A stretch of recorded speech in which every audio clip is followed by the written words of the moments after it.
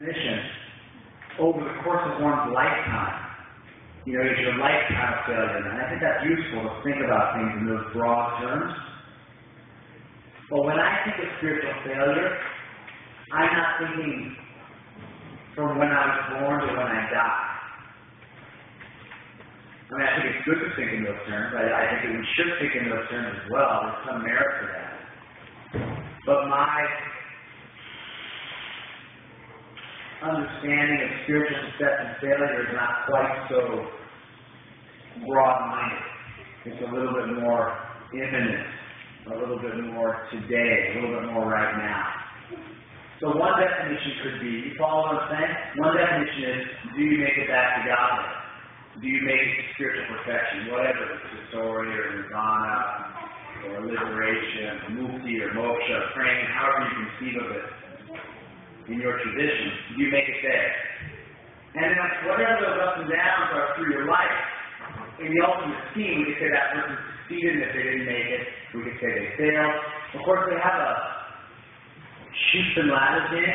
You know that game, Chutes and Ladders? They have a Hindu version of Chutes and Ladders. And there's no, it's not like the Western versions where you win or lose the game.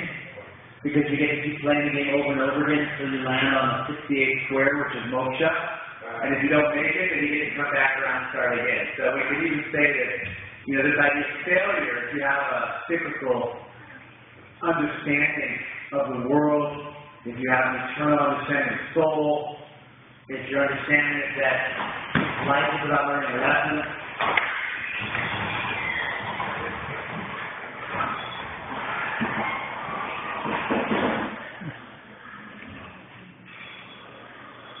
look this way for them to finish.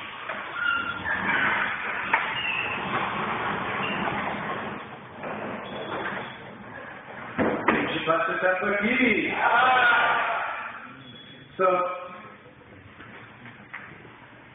yeah, so if you don't make it in this lifetime, then you can say that's a failure, unless you're Hindu. In which case you might not even, or a Buddhist for that matter, in which case you might not be able to give that definition, even some versions of Christianity and Judaism. And so, especially if you believe in reincarnation and more than one shot at that place, then that might not even hold hard and fast. But yeah, I think spiritual failure is a little bit more immediate. The question on the table is, what does spiritual failure mean? What do we mean when we say spiritual failure? Yeah. I think in the course of achieving perfection, as you're making that progress, somewhere midway you revert back, getting attracted by materialism or some aspect, and you turn away from your spiritual path to the material path. Should be considered as a failure. Okay. So now, within that, we got that one lifetime stock price, right? Where it starts here and finishes here.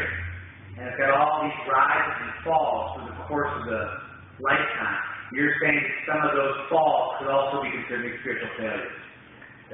More like micro failures, you could say, right?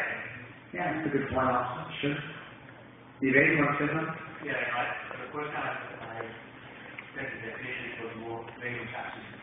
I think if you make profits in a lifetime, for me that's good. As a card-carrying Hindu, you want to pull back from that absolute dichotomized definition, right? Okay, fair enough. All right. So now you judge success. If you finish better than you started, right? Then that's also a type of success, right? And I guess if you finish lower than you start, that would be a type of failure, right? And that would be a little bit more of a nuanced,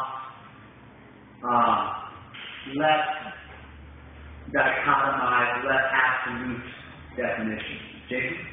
Well, there certainly is one aspect of what can be called spiritual failure. So one aspect that occurs to me is when one's actions are not aligned with less spiritually oriented than one's actual knowledge. When you don't live up to your full potential, that could be seen as a type of failure. Or especially the potential that you're already personally aware of anything at the moment.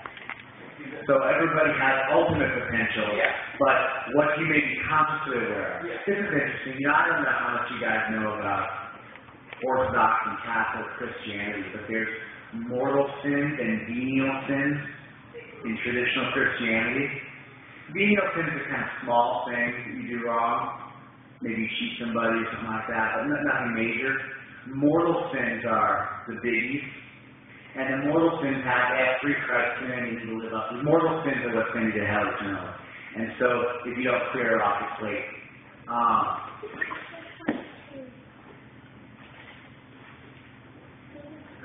This, by the way, is like Catholics go to confession. I don't want to get into too much detail, but there's an idea that you want to be in a state of grace. And there's much things you have to do to be qualified to get into a state of grace, but one of them is you have to go and confess your sins. And so once you confess your sins, you're then in a state of grace until you commit more sins. So good Catholics are supposed to go to church all the time and confess your sins regularly, so you can be in a state of grace that you die and go back to heaven. But anyway, sins, mortal sins, the big ones, the ones that really mess up your life, major spiritual failures, they have to be super grave, and they have to be committed with full knowledge. And so there's this idea, if you don't, and even to some extent, although if you say, I didn't know that it was illegal to drive through a red light, you won't not get a ticket. If you say, I didn't know it was illegal to drive through a red light, well, then you shouldn't be driving, you're not allowed to drive. There's a certain prerequisite knowledge required to get a license. You follow? If you don't have that, it's not a good excuse. Raise your hand if you've heard of Steve Martin. Yes, we have enough of a contingent. Steve Martin did a Saturday Night Live routine 30 years ago. He said, I'll teach you how to make $1 million and never pay taxes. So the stand-up comedy routine. He said, first thing, make $1 million. Second thing, don't pay taxes. This is when they arrest you and you're on trial, and they ask you, why did you pay taxes? You say, I forgot.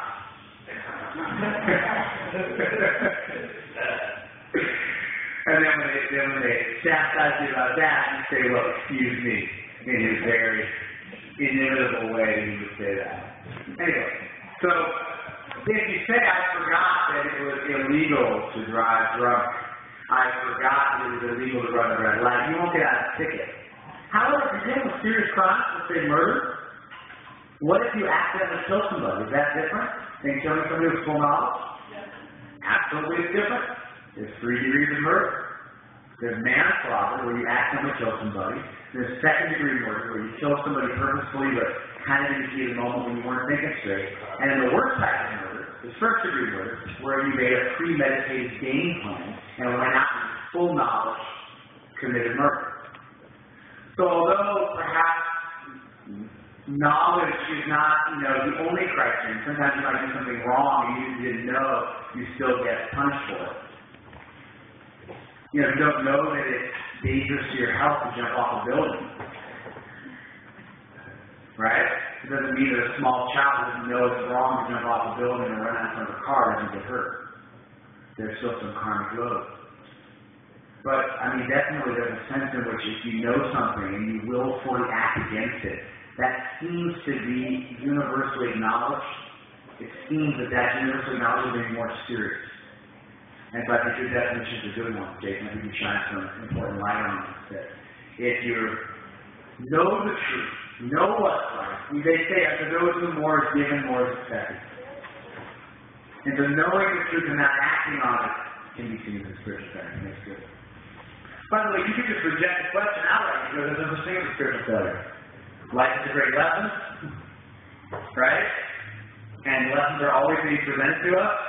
And, maybe from a very myopic point of view, we can see something as a failure, but from a grand, universal vision, everything is simply learning a lesson. You could reject the very question itself. That would be another way to handle it. On the line with what Jason was saying, I noticed that when you first come to the temple, you're having just to go once a week and maybe chant one round. As time goes on, you got more knowledge, and you set the bar higher. Even if you're doing more, if you're not reaching your goal that you want to do, you feel it as a failure, even if you actually progress hard. She's making a little nuanced addendum to Jason's very, very important point. He's saying when you first start out something, anything you do is good. You're starting from zero, so anything you do is good. Imagine the first time you go for a run. If you run a couple of laps, it's good. The first time you play a game. But as you get better and better at something, like when I play my sons in chess, my sons beat me about half the time I would play chess. My 7 and 8-year-old sons beat me about half the time I play chess now. So I always make sure to say, hey, I haven't played, a couple dozen games in my life. Because my lack of experience playing chess somehow vindicates me.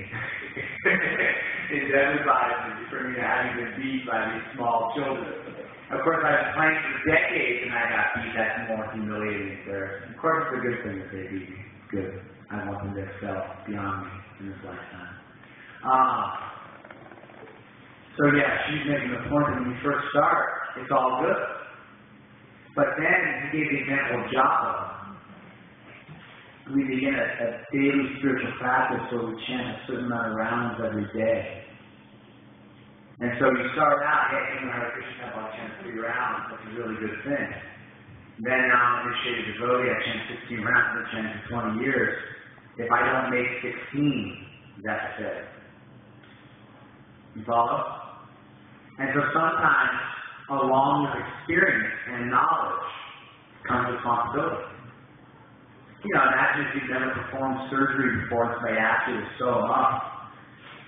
They're bleeding by the side of the road for whatever reason you're in the middle of nowhere to sew them up. You did a hack job, but they survived. You did a good job. Now, if you're a plastic surgeon, you sew somebody up like that, you'll get sued. And so along with knowledge and experience and commitment comes responsibility. That's a great point. Thank you, Chief. Important point. Question on the table, what is spiritual failure? We've had a few definitions so far. If you don't make it to spiritual perfection, then we adjusted that. If you end up better than you were, then if you turn back on your values, if you act against what you know, if your knowledge commits you and makes you responsible and you fall short of that. Yes? I had a comment along the lines of what you mentioned earlier. Denial and being envious at some point of whether you are in a career could also be a spiritual failure. And my comment was, and I'm not sure if we can cover this in the course today, would be forgiveness. Krishna being forgiving. At some point, you would, wherever you fall, wherever you fail, due to whatever, knowing, unknowing, intentional, unintentional, there's an element of forgiveness that comes in. So I'm wondering if you might want to cover that in any aspect. Maybe. I will say this, I had a couple thoughts when you were speaking.